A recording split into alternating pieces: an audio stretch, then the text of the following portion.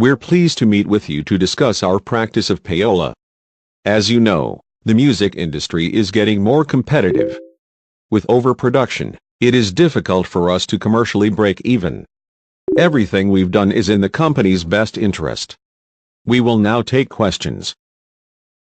I've heard that DJs are engaging in payola. That song Jenny from the Block is getting a lot of airtime. That can't be the DJ's pick. Why is Sony bribing them? Listeners' preferences can be influenced by DJs, the dominant selectors, because DJs have the autonomy to determine the music that gets played by the stations. Any songs that have been given airtime will be able to reach more consumers.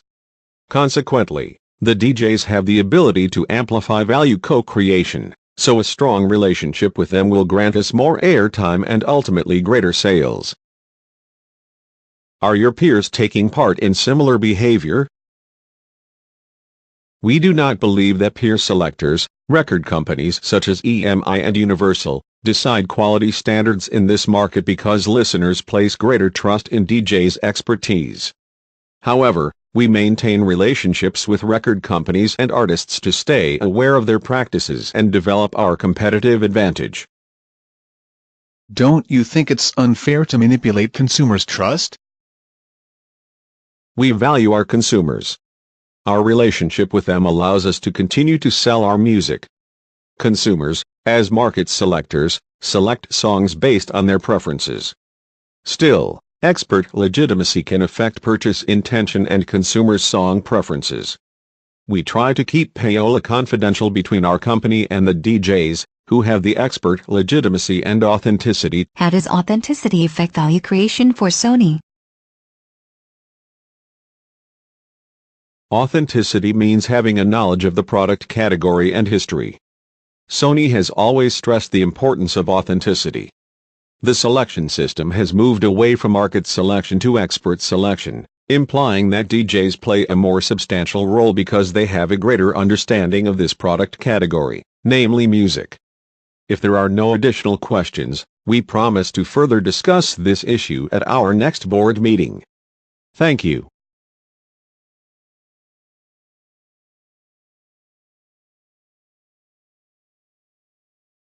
In light of our shareholder meeting, we must discuss the payola lawsuit. A legitimacy crisis from this lawsuit could seriously damage our reputation and threaten our profits. Our management will have to handle the fallout from stakeholders such as shareholders, consumers, and artists. The lawsuit could also cause our stock price to decrease, which would place a burden on our shareholders. We wouldn't want them selling their shares. Furthermore, we risk losing loyal customers, Sony's largest external stakeholders, as they switch to competitors' products. We are also concerned that this will affect employee motivation. Our workforce may lose confidence in this company.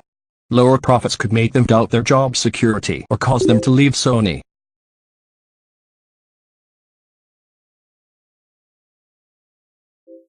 We need consumers to take pride in our brand. To some degree, the public is induced by pride to use specific Sony products. Sony music sales may largely decrease due to loss of pride, which not only affects the company but the artists we represent. Our listeners want the company to perform ethically and responsibly, so they can ensure they are getting a high-quality selection of music. As a global entertainment giant, it is critical for Sony to show a positive brand image by doing business ethically. And in this lawsuit, payola is being contested under 3 different ethical models.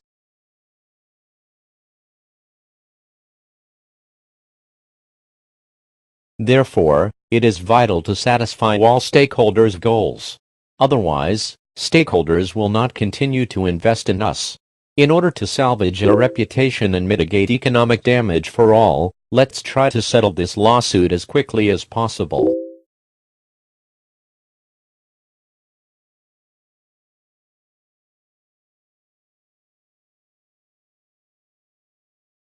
Would you say that payola is ethically defensible under a utilitarian model?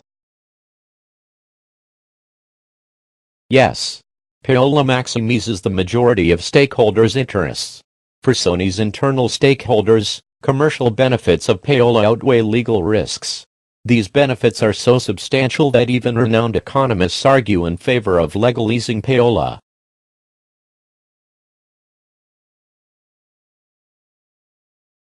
If payola considered the greatest good for the greatest number, it would not compromise interests of numerous stakeholders outside Sony.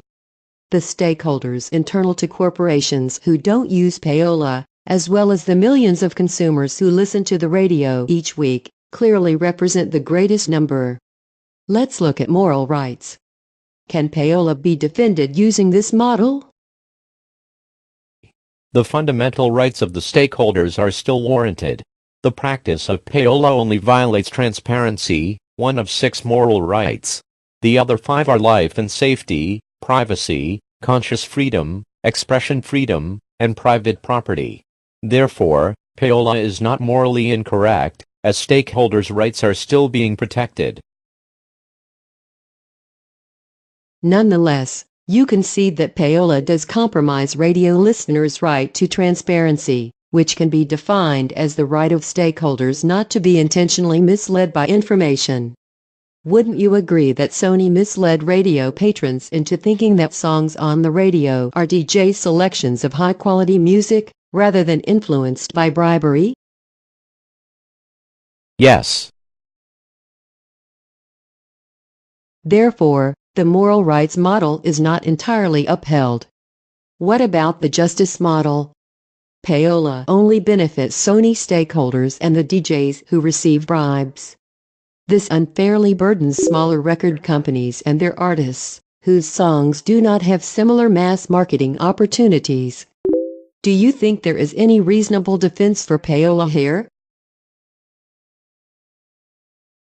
Not under this model.